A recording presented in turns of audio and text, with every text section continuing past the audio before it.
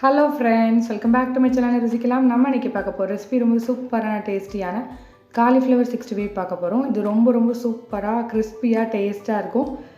இந்த மழை காலத்துக்கு ஈவினிங் ஸ்நாக்ஸுக்கு ரொம்ப சூப்பராக இருக்கும். வாங்க இப்போ இதை எப்படி செய்யலான்னு பார்க்கலாம்.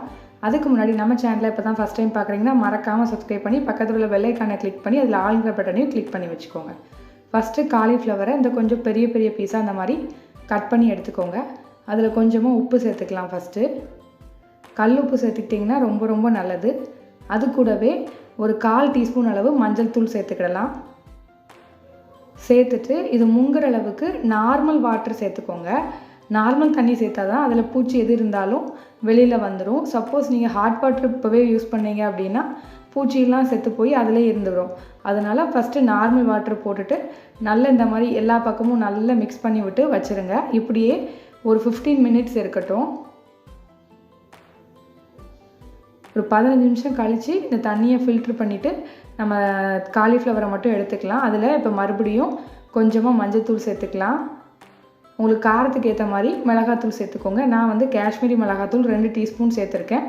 இது கூடவே உப்பு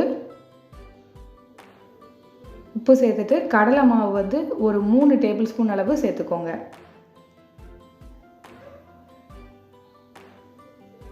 சேர்த்துட்டு இப்போ இதில் கொஞ்சமாக தண்ணி தெளித்து இப்போ இதை நல்லா மிக்ஸ் பண்ணிக்கலாம். கடல மாவு சேர்க்காமையும் செய்யலாம், அதுவும் நல்லாயிருக்கும். ஆனால் இந்த மாதிரி செஞ்சீங்க அப்படின்னா உங்களுக்கு நல்ல அந்த மசாலா எல்லாம் காலிஃப்ளவரில் கோட் ஆகி ரொம்ப சூப்பராக டேஸ்ட்டாக இருக்கும். இப்போ இதை நல்லா மிக்ஸ் பண்ணி விட்ருங்க. தண்ணி ரொம்ப முதலே ஊற்றிட வேண்டாம், கொஞ்சமாக தெளித்து இந்த மாதிரி நல்லா மிக்ஸ் பண்ணி எடுத்துக்கலாம். இப்போ இது கூடவே 1 டீஸ்பூன் அளவுக்கு இஞ்சி பூண்டு விழுது சேர்த்துக்கலாம். சேர்த்துட்டு இப்போ இதையும் நல்லா மிக்ஸ் பண்ணி விட்ருங்க. இந்த இஞ்சி பூண்டு விழுது வந்து எல்லா காலிஃப்ளவரையும் படுற மாதிரி நல்லா மிக்ஸ் பண்ணிக்கலாம். இந்த மாதிரி கடைசியாக இஞ்சி பூண்டு விழுது சேர்க்கும்போது உங்களுக்கு அந்த ஃப்ளேவர் நல்லா அதில் இறங்கியிருக்கும். ரொம்ப நல்லாயிருக்கும். இப்போ இதை அப்படியே ஒரு 15 நிமிஷம் வச்சுட்டு 15 நிமிஷம் கழித்து நம்ம ஃப்ரை பண்ணலாம். பாருங்கள், இப்போ இதை நல்லா ஊறிடுச்சு. இப்போ இதை வந்து 15 மினிட்ஸ் ஆகிடுச்சு. இப்போ நம்ம இதை ஃப்ரை பண்ணிடலாம். ஆயில் வந்து நல்லா சூடாக இருக்கணும். மீடியம் ஃப்ளேமில் வச்சுட்டு கொஞ்சமாக சேர்த்து நல்லா ஃப்ரை பண்ணி எடுத்துக்கோங்க.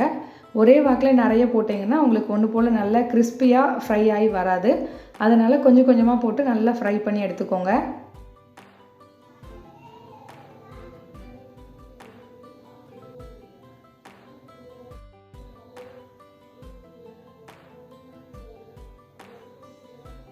அப்பப்போ இந்த மாதிரி நல்லா மிக்ஸ் பண்ணி விட்டுட்டு ஃப்ரை பண்ணி எடுத்துக்கோங்க. ரொம்ப டேஸ்ட்டாக சூப்பராக இருக்கும். இப்போ காலிஃப்ளவர் நல்லா சூப்பராக கிறிஸ்பியாக நமக்கு ரெடி ஆகிடுச்சு. இப்போ இது எல்லாத்தையும் எடுத்துடலாம். கொஞ்சம் நேரம் விட்டு நல்லா ஃப்ரை பண்ணி எடுத்துக்கோங்க. அப்போ தான் உங்களுக்கு வந்து கிறிஸ்பியாக நல்லாயிருக்கும். இல்லைனா கொஞ்சம் நேரத்துலேயே அது நமத்து போய் ஒரு மாதிரி கொலன்னு ஆகிடும். அதனால் நல்ல கிறிஸ்பியாக வர வரைக்கும் மீடியம் ஃப்ளேமில் வச்சு ஃப்ரை பண்ணி எடுத்துக்கோங்க. இந்த சூப்பரான காலிஃப்ளவர் ஃப்ரை உங்களுக்கு பிடிச்சிருந்துச்சுன்னா மறக்காமல் லைக் பண்ணி ஷேர் பண்ணி கமெண்ட் பண்ணிக்கோங்க. இதே மாதிரி இன்னொரு இன்ட்ரெஸ்டிங்கான ரெசிபியோட உங்களை மீட் பண்ணுறோம். அதுக்கு மறக்காமல் நம்ம சேனலை சப்ஸ்கிரைப் பண்ணிக்கோங்க. அப்போ தான் ஃபியூச்சர் ரெசிபிஸ் எல்லாம் உங்களை தேடி வரும். Thank you friends.